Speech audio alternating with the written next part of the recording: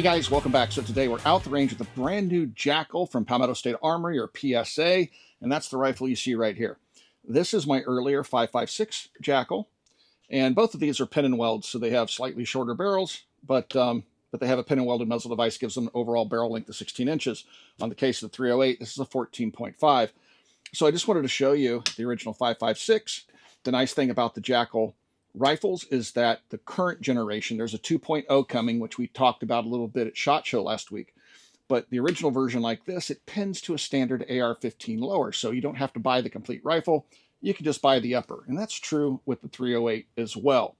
Now, today, we're going to be shooting a 308. We're not going to mess with the 5.56 at all. I just wanted to show you the gun for reference, but we'll go over some of the features of this rifle. If you're wondering what I have set up on here, this is a GLX optic from Primary Arms. This is a scope that has a 4 to 16 magnification power. On the side, this is called a side shot, I believe it is. And this allows us to get video footage through the scope so you can see exactly what I see when I'm shooting. So it's a really handy little device that we use here at the Military Arms channel. Kind of dug it out of the closet so we could start using it again, because we typically put a camera on a spotting scope, but this gives you a little bit different perspective. So let's get started with today's video talking about the 308 Jackal. We'll go over some of the features, we'll field strip it, and give you guys the initial thoughts. This is our first range session. We will be doing more videos with the Jackal, talking about accuracy and stuff like that. We got to get the barrel broken in. Today is just a first shots video, kind of go over some of the high-level details of this really interesting new 308 rifle. A lot of folks ask me, how can I get involved in the firearms business in that particular community? And one of the best ways to do that is to become a gunsmith. Every gunsmith I know is just overbooked with work. It's a very good living. And so if you would like to become a gunsmith, you need to go to a gunsmithing school or become an apprentice for an existing gunsmith. But Modern Gun School is an accredited college that also works with veterans in the GI Bill, where you can go and get a degree from accredited college in gunsmithing and then go out and start your own gunsmithing business, which I think is a really great option. Again, throughout my entire life, gunsmiths have always been able to earn a really good living, assuming they have a really strong work ethic. So please check out Modern Gun School. I do have a link in the video description below. So let's start off at the rear of the Jackal and work our way forward, talking about some of the features. Back here, we have an ACR style stock. I believe this is made by F5, and you'll find these on a number of different OEM firearms these days. And so you have the ability to pinch it. Again, it's very much like an ACR from back in the day. You pinch it, you can adjust your length of pull. On the stock, you have an adjustable comb here, so you can pull back, lift up, push forward, and it raises that cheek riser just a bit. The stock is foldable, so you can fold it to the side, and you do have crayon storage inside the stock. Again, here's these little wings. They're black on this particular rifle, but this is the adapter that fits on the rear of the AR-10 lower that allows it to work with the Jackal upper receiver. Now you're going to find that it uses standard AR-15, AR-10 pistol grips. It will use standard SR25/P mags to feed the gun, just like this one. You have a standard AR-10 mag release over here. None of the controls are ambi, so it's just going to be standard controls.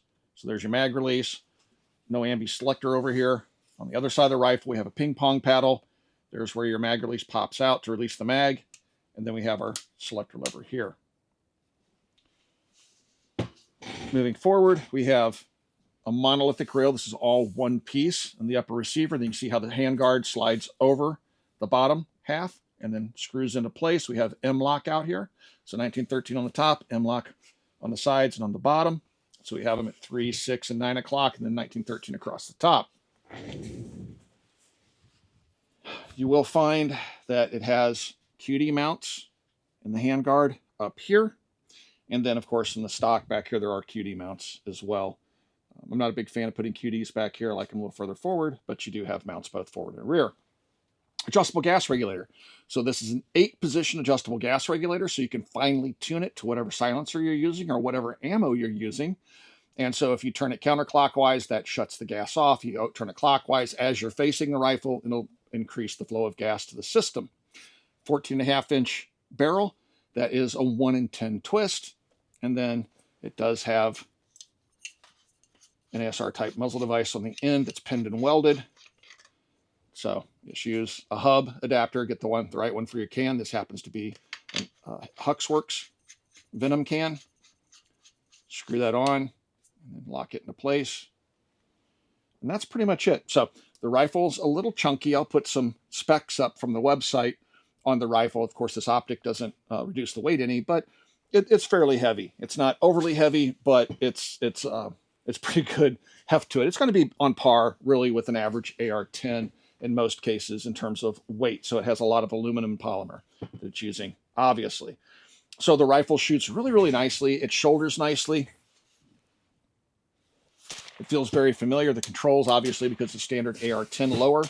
And so overall, it's just a really pleasant rifle to shoot. Even with the can on it, we've got the gas dialed in almost perfectly, and it's just so smooth. I can even see the target immediately after firing and see the aftermath of my round hitting my target out to, say, 150 yards or even 200 yards that I've been playing with this afternoon. Today, we're just going to be shooting some federal ball ammunition. We'll do groups later. I like to season the barrels, get 200-300 rounds through a barrel, and then do accuracy testing. So we'll do the actual testing in a future video, and we'll compare it to some other guns on the market that are roughly in the same price range. This thing comes to market right around $1,500. So we'll go ahead and load up the magazine. We'll do a little bit of shooting with the rifle. This, of course, is my favorite part of our evaluations of new firearms, is the shooting. So get this magazine loaded up, and we'll be right back. All right, so we have some federal, just standard ball ammunition. This is from the American Eagle line. It's a 150 grain ball. I want to thank our friends over at Federal for supplying the ammunition free of charge to the channel. Outstanding ammunition. I've been shooting the stuff since I was a kid, and I absolutely love Federal, especially their match line. Some of the best match ammunition on the market. I have 10 rounds loaded into the PMag. I do have my trusty side saddle going with my iPhone in it. Go ahead and hit record so you guys can see what I see. Now I have some challenge targets down at 200 yards, and that's what I'm going to take a shot at here. Get the side focus all set up for 200. All right, here we go. Make sure my hearing protection's seated. All right, go ahead and charge the weapon.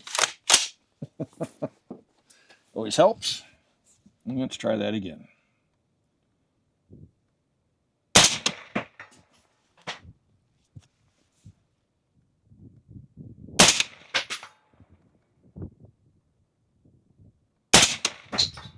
Now you're going to see through the scope what I see, and you know, I can pretty much keep the rifle on target off the bench.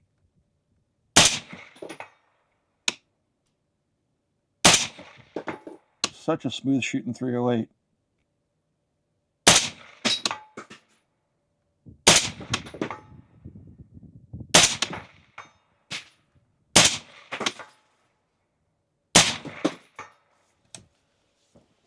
So really, really nice stuff there.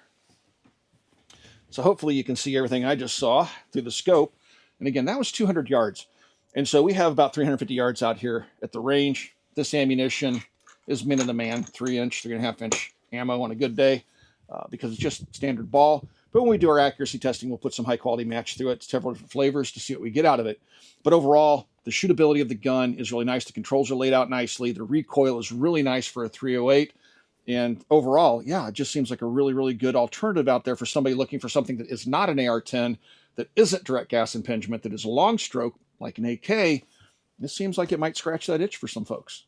All right, so we're going to shoot at a challenge target at 200 yards.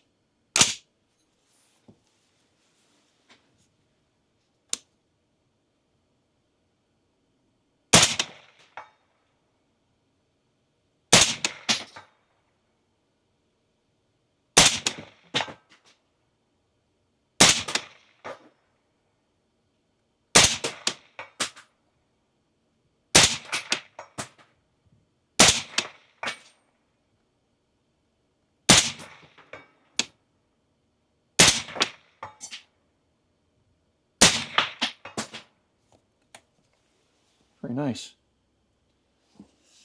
Such a smooth shooter.